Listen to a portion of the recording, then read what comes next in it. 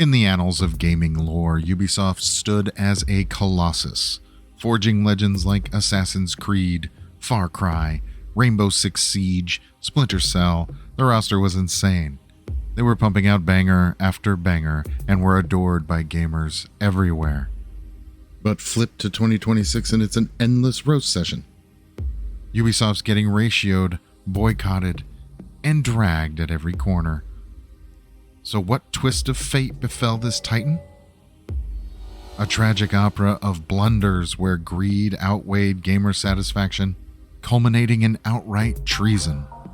Imagine building an empire on passion, then torching it with corporate nonsense. Let's chronicle Ubisoft's plunge from glory to the gutter. Ubisoft's heyday began like a spark in a tinderbox. In 2003, a 50-dev team at Montreal delivered Prince of Persia: Sands of Time, introducing time rewind mechanics that redefined platforming and earned lasting praise from gamers everywhere. By 2005, Splinter Cell Chaos Theory emerged from the shadows. 100 devs forging stealth gameplay so precise it turned Sam Fisher into the embodiment of tactical tension. Gamers to this day still hail it as the zenith, pure, unflinching espionage. Then 2009's Assassin's Creed 2 dropped. 600 devs brought Ezio Auditore's Renaissance swagger to life. Many in the gaming community still refer to it as the GOAT. The GOAT! Ubisoft's team grew to 7,000, and they were untouchable. Then in 2012, Ubisoft unleashed Far Cry 3 and the Psycho Voss onto the gaming community.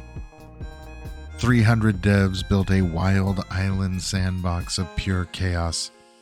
Then, a year later, Rayman Legends' 50-dev crew at Montpelier dropped a colorful platforming game of pure magic. By 2011, Ubisoft had 7,000 employees, up from 2,600 in 2003. Ubisoft's small to mid-sized teams were ruling the gaming development world, but their ambition was about to be their downfall. I am not a destroyer of companies. I am a liberator of them. The point is, ladies and gentlemen, that greed, for lack of a better word, is good. Greed is right. Greed works. In 2014, Ubisoft's first cracks appeared. Assassin's Creed Unity was hyped as a next-gen revolution. Paris, crowds, co-op. Instead, it launched like a drunken stuntman. Faceless NPCs, broken missions, and glitches that made everyone furious.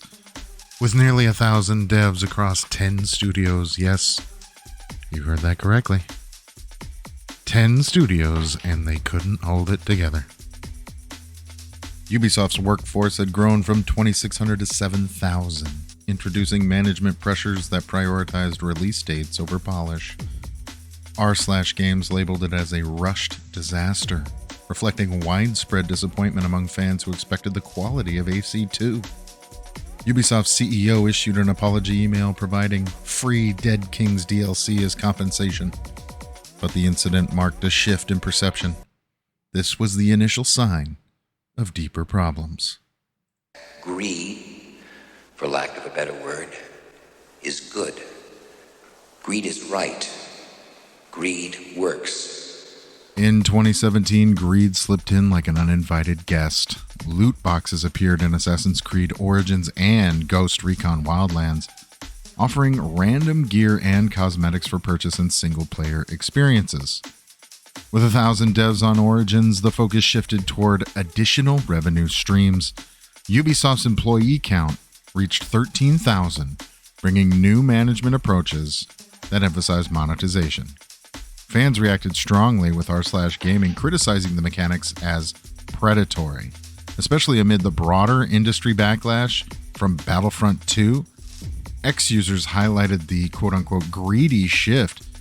Ubisoft, of course, defended the system in an IGN interview. but scaled back after the outcry.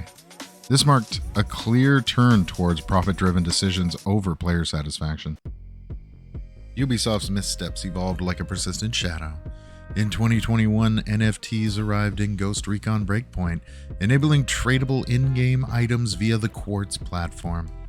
The announcement drew immediate criticism, with a 96% dislike ratio on YouTube. Ubisoft's VP stated in interviews that, quote-unquote, gamers don't get it. But fans saw it as another monetization layer. Developed by 500 devs, this reflected the company's expansion to 20,000 employees and focus on emerging trends over core gameplay. By 2024, Star Wars Outlaws locked key content like Jabba missions behind a $110 edition. With 500 to 700 devs involved, the paywall structure sparked backlash on r/Star Wars Outlaws as a cash grab, and users on X declaring, "Never buying again." Hashtag boycott Ubisoft also gained traction once more. Ubisoft's promotional posts on X avoided addressing the concerns directly. These decisions highlighted a continued emphasis on revenue at the expense of player trust. I am not a destroyer of companies. In Ubisoft's next move, ownership became an illusion. In March of 2024, Ubisoft shut down the Cruise servers, rendering the online-only racing game unplayable even for owners of physical copies. Licenses were revoked, leaving only a demo mode in place. Developed by 200 to 300 devs, this decision stemmed from the company's live service model, but it sparked accusations of disregarding players' rights. r/Out of the Loop labeled it a scam, and hashtag boycott Ubisoft again surged on X. This action highlighted a shift toward temporary access over lasting ownership. Paired with the words of their director of subscriptions, Philip Tremblay, in January of 2024, in an interview with GamesIndustry.biz, he said gamers need to, quote-unquote, get comfortable not owning games. Greed, for lack of a better word, is good. Greed is right. Greed works. Ubisoft's next move was the greatest betrayal of all, as they partnered with Northumbria Police to train 200 of their Newcastle staff to report extreme toxicity in Rainbow Six Siege. Less than 0.01% of cases escalate, sometimes globally, as in a Norway case. Yet fans still accurately saw this as policing speech, and correctly fearing that routine trash talk could trigger consequences. r/Rainbow Six on Reddit labeled it as thought police, with hundreds of upvotes, while people on X described it as jailing gamers.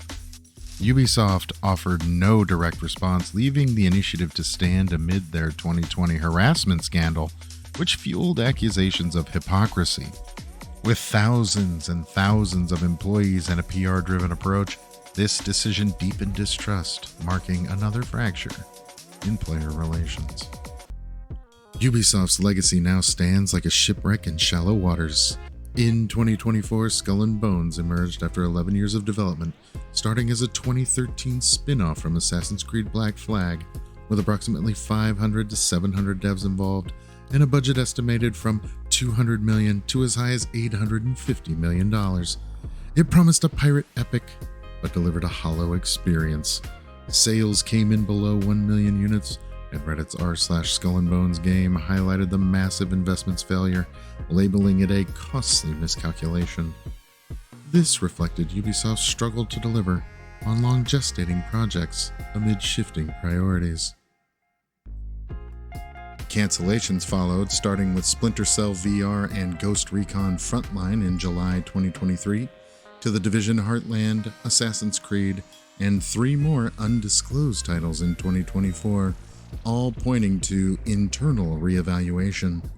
Layoffs totaling approximately 3,000 since 2022, alongside closures like Ubisoft Osaka in 2024. The financial toll culminating in a 60% stock decline from 2020 to 2025 as investor confidence waned. The excitement of past hits like Far Cry 3 seems so far away now and have faded completely, replaced by apathy on X and Reddit gaming. Greed, for lack of a better word, is good. Greed is right. Greed works. Ubisoft's story fades like a once sharp sword dulled by rust. From the smaller, tighter teams of the past crafting Prince of Persia and Assassin's Creed 2, they veered into a gauntlet of missteps, fractured launches and gilded traps, eroding trust and leaving bloated teams chasing subscriptions over substance. But in the darkness, a ray of light. Assassin's Creed Mirage in 2023, paring back to stealth's quiet grace, earning nods on Reddit and X. Can Ubisoft redefine their dulled edge and value players over profits? Let us know in the comments down below. Like the video, hype the video, subscribe to the channel. Did we miss something? Is there something else Ubisoft did that was worse? Let us know in the comments down below. Thank you all very much for watching, and we'll see you in the next one.